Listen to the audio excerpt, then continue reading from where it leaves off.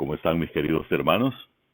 Siempre cuando relatamos pasajes bíblicos, lo hacemos con la intención de que nosotros entendamos algunos procesos de la vida en los cuales el Señor nos está hablando y lo hace de manera reiterativa.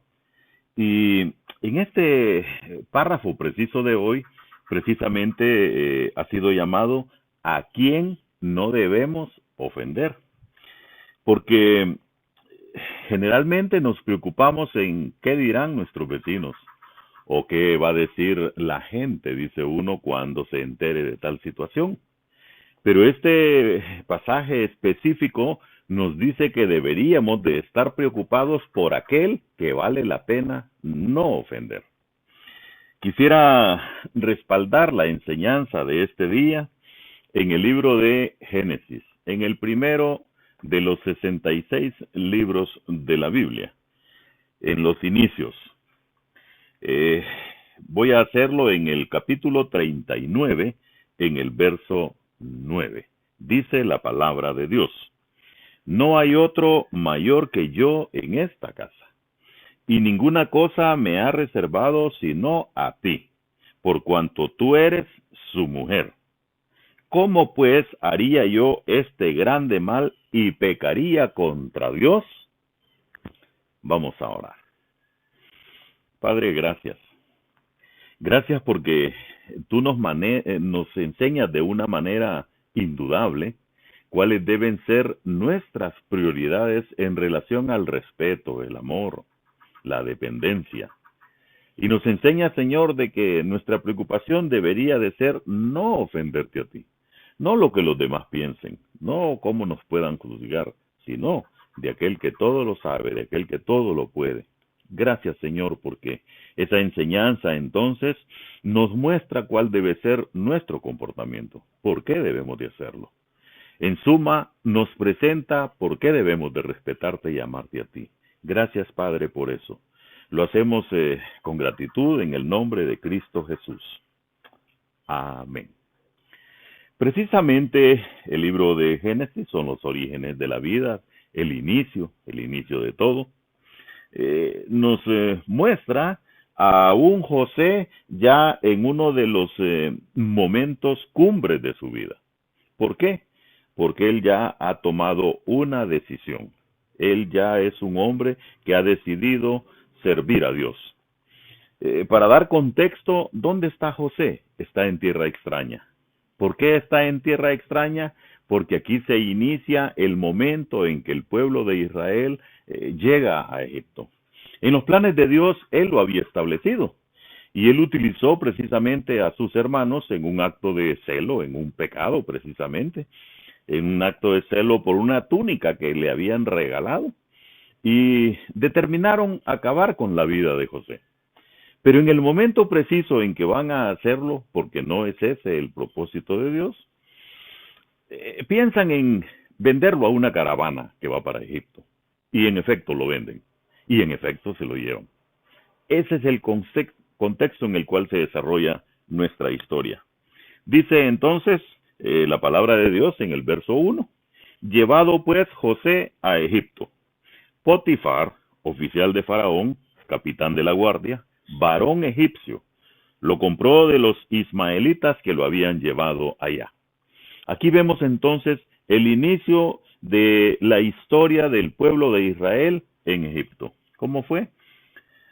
Bueno, los ismaelitas que iban en caravana lo llevaron a Egipto, donde lo vendieron a Potifar. ¿Y quién era Potifar? Era un oficial de Faraón, era un capitán de la guardia.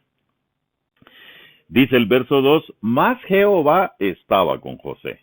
Este es un punto culminante en la historia, que Jehová está acompañando a José. Y fue varón próspero. Mire usted, una persona que fue comprado como esclavo, que fue llevado contra su voluntad, dice, fue varón próspero, y estaba en la casa de su amo, el egipcio. Y vio su amo que Jehová estaba con él. O sea, nuestro testimonio nunca pasa desapercibido. La forma de vivir de nosotros siempre va a tener un impacto, sea positivo, sea negativo. Vio su amo que Jehová estaba con él. ¿Cómo miraba él que Jehová estaba con su esclavo? Bueno, por la forma de comportarse, por la forma de hacer las cosas, por cómo le resultaba, porque era un hombre realmente dependiente de Dios. Él podía ver y percibir que Jehová estaba con él y que todo lo que él hacía, Jehová lo hacía prosperar en su mano. Dice el verso 4, así halló José gracia en sus ojos y le servía. ¿A quién? A Potifar. Y él le hizo mayordomo de su casa. Ya no es simplemente un esclavo, ya va escalando en una jerarquía bien baja. Y lo hace, dice, mayordomo de su casa, y entregó en su poder todo lo que tenía. Y aconteció que desde cuando le dio el encargo de su casa y de todo lo que tenía, Jehová bendijo la casa del egipcio a causa de Jehová. Vea usted qué importante es el testimonio, qué importante es vivir como cristiano, porque nuestra forma de ser, nuestra forma de actuar y las bendiciones de Dios se van a reflejar también alrededor nuestro, para nuestra ciudad, para nuestro barrio, para nuestros vecinos. Y dice la palabra de Dios, 6, y dejó todo lo que tenía en mano de José, y con él no se preocupaba de cosa alguna, sino del pan que comía. Y era José de hermoso semblante y bella presencia. Aconteció después de esto que la mujer de su amo puso sus ojos en José y dijo, duerme conmigo.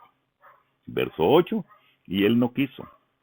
Y dijo a la mujer de su amo, he aquí que mi señor no se preocupa conmigo de lo que hay en casa, y ha puesto en mi mano todo lo que tiene. José se está comportando aquí como un hombre de Dios, como un hombre que respeta, como un hombre que es temeroso precisamente de lo que Dios ha enseñado. Y el verso que compartíamos, el número 9, estableciendo las prioridades realmente de a quién debemos respetar, porque él tiene un respeto grande para la mujer que lo está incitando en ese momento, tiene un respeto grande para Potifar, pero tiene un respeto mucho más grande para Dios. Dice verso 9, no hay otro mayor que yo en esta casa. Recuerda, él fue nombrado mayordomo. Y ninguna cosa me ha reservado sino a ti. O sea, él tenía acceso a todo lo que había en la casa. Él podía tocar, mover, limpiar, hacer lo que quisiera. Menos, dice, a ti, por cuanto tú eres su mujer. Y aquí José hace una pregunta que nosotros deberíamos de hacernos más seguido. Dice, ¿cómo pues haría yo este grande mal? Y mire la pregunta que se hace. Y pecaría contra Dios. Esa es la pregunta. La pregunta importante en la vida, en el testimonio, en la forma de ser de José fue, ¿con esto voy a ofender a Dios? ¿Voy a pecar yo ofendiendo a mi Dios? Y ahora yo le invito a usted para que pensemos cuál debe de ser nuestra prioridad en nuestras acciones. Número 1, agradar a Dios. Número 2, ofender a Dios.